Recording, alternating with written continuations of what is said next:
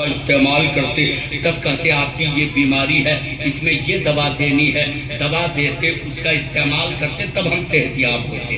حلیمہ سعدیہ کہتی ہیں جب سے میں محمد کو لے کے اپنے گھر آئی تھی، پوری آبادی میں جب کوئی بیمار پڑتا وہ ڈاکٹر کو نہیں تلاشتے، وہ طبیب کو نہیں تلاشتے، وہ سیدھے حلیمہ سعدیہ کے گھر آتے اور کہتے حلیمہ مکے سے جس برکت والے بچے کو تم لائی ہو اس بچے کا تلوے کا دھون دے دو تاکہ میرا بیمار صحت یاب ہو جائے۔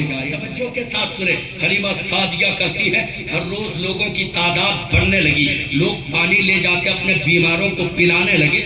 جب میں تنگ آ گئی تب میں نے ایک حوض بنوا دیا اور اس حوض میں صبح میں محمد عربی کو اٹھاتی اور محمد عربی کے قدموں کو اس حوض میں ڈبا دیتی، پھر پورا دن لوگ آتے اور اسی پانی کو لے جاتے۔ تاریخ بتاتی ہے دنیا کے اطباء جس بیماری کو لا علاج قرار دیتے میرے نبی کے تلوے کا دھون اسے پلا دیا جاتا تو صحت یاب ہو جاتا۔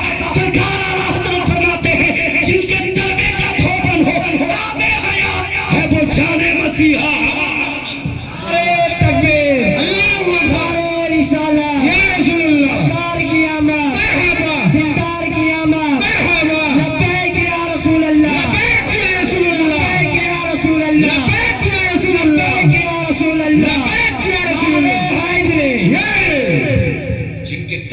دھوبن ہو آب حیات، جن کے تلووں کا دھوبن ہو آب حیات ہے وہ جان مسیحا ہمارا نبی۔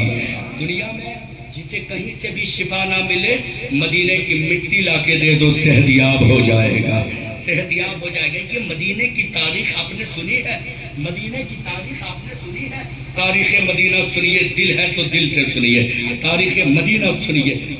تھا یثرب یا یثرب، اور یثرب اس جگہ کو کہا جاتا جہاں جانے سے لوگ ڈرا کرتے تھے کہ یہاں جائیں گے تو بیمار پڑ جائیں گے، یہاں جائیں گے تو مصیبتیں ہمیں گھیر لے گی، یہاں جائیں گے تو ہمیں پریشانیاں گھیر لے گی۔ مدینہ کوئی جانا نہیں چاہتا تھا، یثرب کوئی جانا نہیں چاہتا تھا، یثرب کی جانب کوئی بڑھنا نہیں چاہتا تھا۔ جس یثرب کو منحوس جگہ سمجھا جاتا تھا، اللہ کے حبیب صلی اللہ علیہ وسلم نے جب اپنا قدم مبارک اسی یثرب کے زمین پر رکھ دیا، اللہ نے اپنے محبوب کے قدموں کی برکت سے یثرب کی زمین کو مدینہ بنا دیا ہے، دار الشفا بنا دیا ہے۔ اب جسے کہیں کسی بیماری کا علاج نہ ملتے ہو وہ مدینے کی مٹی لا کے دے دے، بندہ صحت یاب۔ مدینے کی مٹی میں یہ تاثیر رکھ دی ہے، یہ مصطفیٰ کے قدموں کی برکت ہے۔ تو جن کے قدموں کی یہ برکت ہو، سراپا مصطفیٰ کا عالم کیا ہوگا۔ اس مصطفیٰ کے حسن کی تعریف آپ کر رہے ہیں، حسن یوسف کی تعریف تو آپ نے سنی ہوگی نا۔ وہ زلیخا کون ہے؟ جس نے دیکھا تھا حضرت یوسف کو، اللہ نے یوسف کو بڑا حسن عطا کیا تھا، بڑا حسن عطا کیا تھا۔ حضرت زلیخا نے دیکھا تو محبت میں فریفتہ ہو گئی۔ یہ زلیخا کہاں؟ یہ کوئی بازاروں نہیں تھی، عزیز مصر کی بیوی تھی، عزیز مصر کی بیوی تھی۔ جب زلیخا نے دیکھا تو محبت میں فریفتہ ہو گئی۔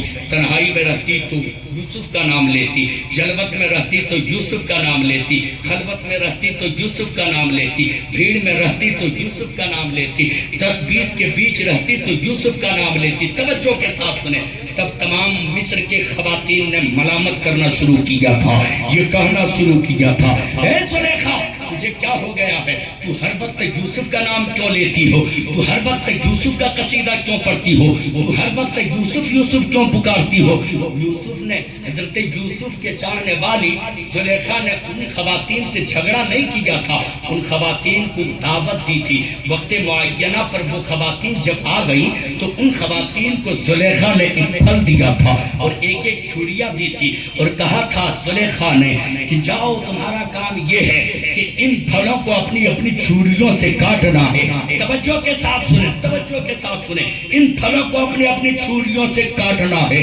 ان تمام خواتین نے اپنے اپنے پھلوں کو لے لیا، چھڑیوں کو لے لیا اور اپنے حصے کا پھل کاٹنے لگی۔ ابھی پردہ سرکہ نہیں تھا، ابھی حسن پردے میں تھا، حسن کا دیدار نہیں ہوا تھا کہ اچانک زلیخا نے پردہ سرکایا ہے، جیسی ہی پردہ سرکا ہے اس نے یوسف کا جلوہ سامنے آیا ہے۔ ان تمام خواتین کا یہ حال تھا کہ وہ پھلوں کے بجائے اپنی انگلیوں کو کاٹ بیٹھی ہیں، انگلیاں کٹ گئی ہیں، خون بہ رہے ہیں، درد کا احساس نہ ہوا ہے۔ اگر درد کا احساس ہوتا تو وہ کہتی ہائی ہم نے کیا کر لیا، ہم نے اپنے انگلیاں کاٹ لی ہیں، ہمارے خون بہ رہے ہیں، درد کا احساس ہو رہا ہے۔ نہیں نہیں، ان خواتین نے یہ کہا تھا یہ انسان ہے یا فرشتہ ہے، یہ انسان ہے یا فرشتہ ہے، یعنی انگلیاں کٹ گئی، خون بہ گئی، درد کا احساس نہ ہوا۔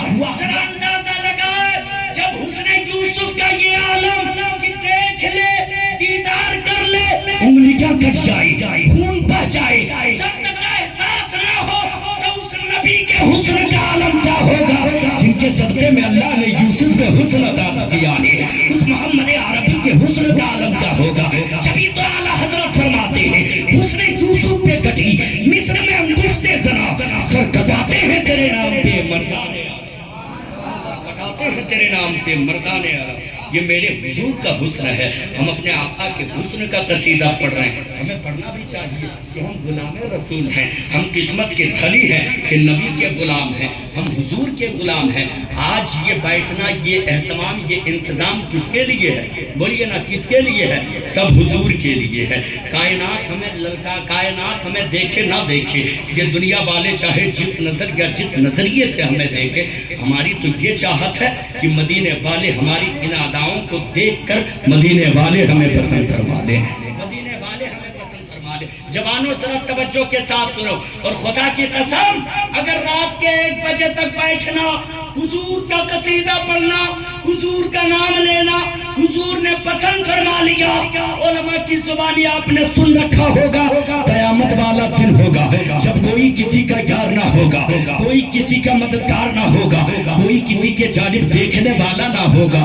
اپنے ہی گناہوں کی وجہ سے اپنے ہی پسینے میں کوئی ٹکنے تک ڈوبے ہوں گے، کوئی گھٹنے تک ڈوبے ہوں گے، کوئی ناف تک ڈوبے ہوں گے، کوئی سینے تک ڈوبے ہوں گے، کوئی پیشانی تک ڈوبے ہوں گے۔ نفسا نفسی کا عالم ہوگا، کوئی کسی کا مددگار نہ ہوگا، کوئی کسی کا یار نہ ہوگا۔ بھائی اپنے بھائی کو دیکھ کر بھاگے گا، باپ اپنے بیٹے کو دیکھ کر بھاگے گی، بیٹا اپنے باپ کو دیکھ کر بھاگے گا، ایک جاننے والا دوسرے جاننے والے کو دیکھ کر بھاگے گی، ایک جاننے والا دوسرے جاننے والے کو دیکھ کر بھاگے گی، ایک دوست اپنے ہی دوست کو دیکھ کر بھاگیں گے۔ ایسی بھیانک گھڑی ہوگی کہ کوئی کسی کا پرسان حال نہ ہوگا، کوئی کسی کا مددگار نہ ہوگا، نفسا نفسی کا عالم ہوگا، ہر کوئی پریشانیوں میں ڈوبا ہوا ہوگا۔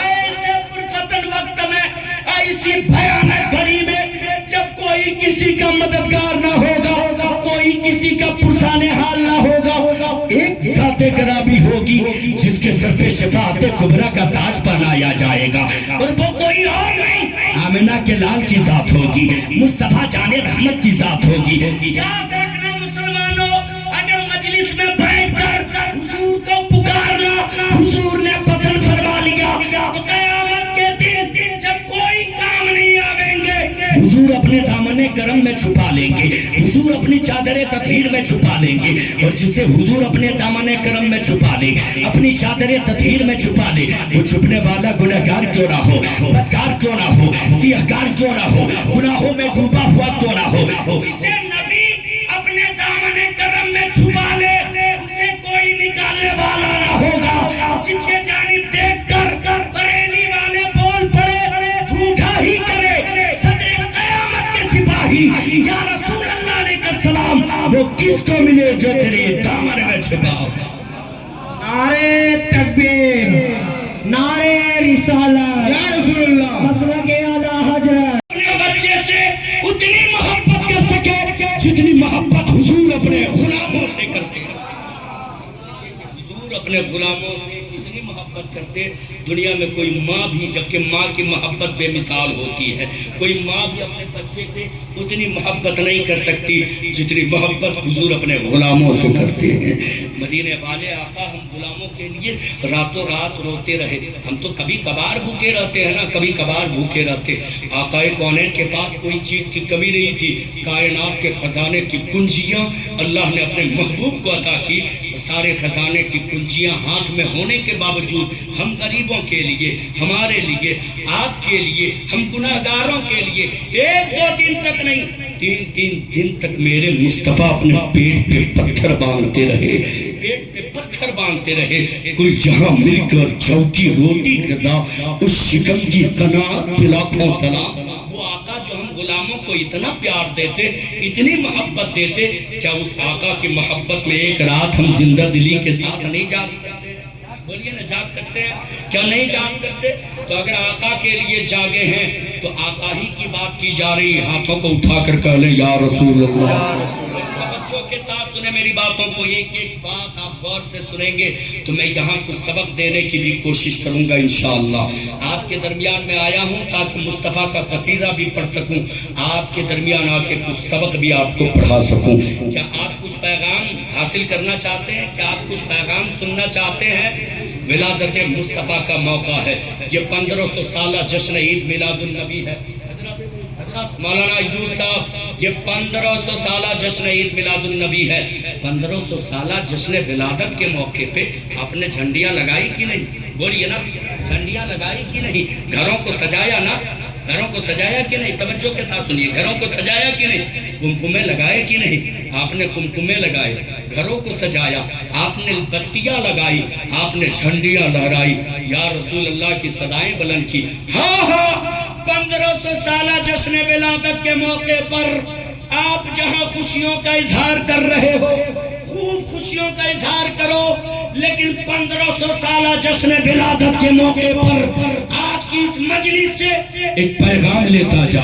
پیغام بہت بڑا ہے، یہاں سے ایک پیغام لیتا جا کہ 1500 سالہ جشن ولادت کے موقع پہ ہم نے ایک عظیم الشان جلسے کا انعقاد کیا تھا، وہاں سے یہ عہد کر کے اٹھا تھا۔ وہ عہد کیا کرنا ہے ذرا توجہ کے ساتھ سنیں۔ کل جب صبح کی سفیدی نمودار ہو، صبح جیسی ہی ہو، جب آپ کی نیند کھلے، نیند کھلنے کے بعد آپ اپنے محلے میں جسے سب سے بڑا دشمن سمجھتے ہیں، جو مومن بھائی ہے وہ سب سے بڑا دشمن سمجھتے ہیں، جیسی ہی آپ کی نیند کھلے، منہ دھو لینے کے بعد آپ جسے سب سے بڑا دشمن سمجھتے ہیں ان کے در پہ جائیں، ان کی چوکھٹ پہ جائیں، اور جانے کے بعد دروازے پہ دستک دیں۔ جیسی ہی دروازے پہ دستک دیں گے، وہ آپ کا مومن بھائی گھر سے باہر نکلے گا، اور نکلنے کے بعد آپ سے پوچھے گا کیوں آئے ہو؟ وہ آپ کا جواب ہونا چاہیے، کیا جواب ہونا چاہیے؟ بھائی صاحب، میں آپ کو سب سے بڑا دشمن سمجھتا تھا، لیکن آج میں آپ سے ہاتھ ملانے آیا ہوں، آج میں آپ سے سینہ ملانے آیا ہوں۔ آؤ، ہم نے بھی آپ کی غلطی کو معاف کیا، آپ بھی ہماری غلطی کو معاف کیجئے، ہم نے بھی آپ کی خطاؤں کو معاف کیا، آپ بھی ہماری خطاؤں کو معاف کیجئے۔ ہم بھی اپنے ہاتھ کو آگے بڑھاتے ہیں، آپ بھی اپنے ہاتھ کو آگے بڑھائیے، ہم بھی آپ کو سینے سے لگانے آئے ہیں، آپ بھی اپنے سینے سے ہمیں لگا لیجئے۔ تب وہ آپ سے سوال کرے گا، میرے بھائی 2 سال کا زمانہ گزر چکا ہے، توجہ کے ساتھ سنیں، 2 سال کا زمانہ گزر چکا ہے، تم میری جانب دیکھنا تک نہیں چاہتا تھا، میں جس راستے سے گزرتا تھا تم جب میری جانب دیکھتا، دیکھتے ہی رخ پھیر لیتا تھا یا راستہ بدل لیتا تھا، تم مجھ سے بہت زیادہ دشمنی رکھتا تھا، تم مجھ سے ملنا نہیں چاہتا تھا۔